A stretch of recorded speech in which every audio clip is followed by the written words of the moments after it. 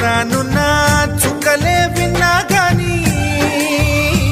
కదిలించలేదా కాస్త కూడా నీ మనసుని పరదాలు దాటి ఒక్కసారి పలకరించవేమి అందరినీ ఇలా వెంటపడి అడగాల సరదాగా నువ్వే ఎదురైతే సరిపోదా నిద్రపోతున్న రాత్రి నడిగా గుటికి చేరిన గువ్వల నడిగా